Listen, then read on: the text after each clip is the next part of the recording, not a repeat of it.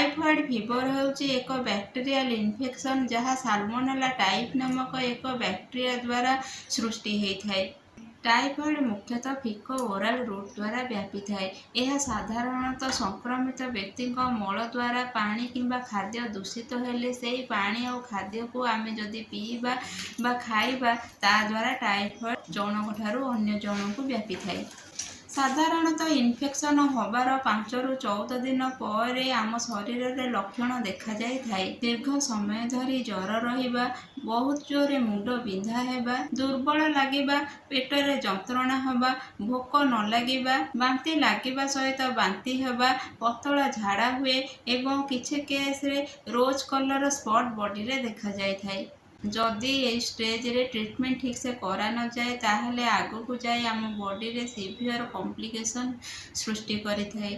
जदि यही सब लक्षण आपण को लगे रोचे ताहले तुरंत डॉक्टर सहित कंसल्ट करंतु एवं डॉक्टर का एडवाइस अनुसार टाइफॉइड को डिटेक्ट करबा पय blood culture, Widal test, stool culture और यूरिन कल्चर करा जाय थाए। यही सब रिपोर्ट रो ही टाइफॉइड पॉजिटिव कि नेगेटिव जना पड़ी थाए।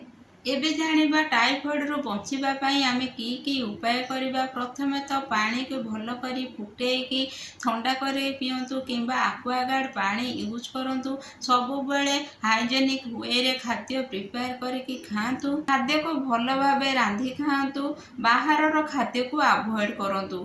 परिष्कार और परिच्छन्नता ही आपण को टाइफॉइड ठारू दूरे रखिबारे सहायता करिथाय।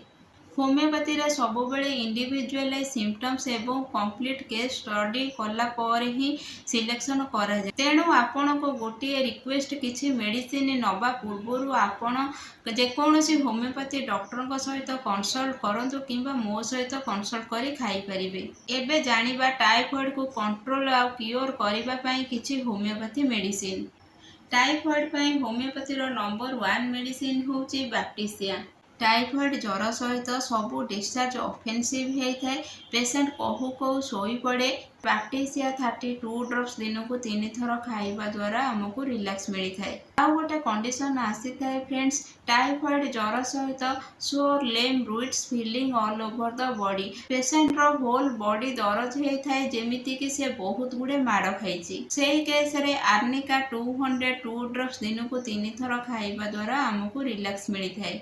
आउ गोटे कंडीशन आसी थाए फ्रेंड्स, टाइफॉइड सहित बहुत रेस्टलेस लगे, एंजाइटी लगे, फियर आसे। पेशेंट भावे कि मु आ बचिबिनी, मु मरीजीबी। ए केस रे आमे आर्सेनिक 32 ड्रॉप्स दिन को 3 थर खाइबा द्वारा हमको रिलैक्स मिलता है। आउ गोटे कंडीशन आसी थाए फ्रेंड्स, टाइफॉइड सहित पेशेंट को बहुत रेस्टलेस लगे, सबू जॉइंट्स रे पेन हुए। मोमेंट रे ही पेशेंट को भल लगे, टिके रेस्ट कला माने पेशेंट रो पेन बहुत बढ़ी जाए। से केस रे आमे रॉस्टॉक्स 202 ड्रॉप्स दिन को 3 थर खाइबा द्वारा हमको रिलैक्स मिलता है। आउ गोटे कंडीशन आसी थाए फ्रेंड्स, टाइफॉइड फीवर सहित मसल्स रे बहुत पेन हुए। पेशेंट को बहुत डलनेस, डिजीनेस, ड्राउजीनेस लगे। पेशेंट थर्स्टेस थाए। से केस रे आमे जेल्सिमियम 32 ड्रॉप्स दिन को 3 थर खाइबा द्वारा हमको रिलैक्स मिलता है। आउ गोटे कंडीशन आसी थाए फ्रेंड्स, टाइफॉइड सहित बहुत जोरे मुंड बिंधा हुए एवं कॉन्स्टिपेशन रहे। स्टूलटा बहुत ड्राई हार्ड रही थाए। से केस रे ब्राउन या 202 ड्रॉप्स दिन को 3 थर खाइबा द्वारा हमको रिलैक्स मिलता है। आउ गोटे कंडीशन आसी थाए फ्रेंड्स, पेशेंट को बहुत वीकनेस लगे। पेशेंट तकिया ऊपर भी निज मुंड को रखी पारे नहीं। पेशेंट जानी पारे नहीं, तार झाड़ा हो जाए।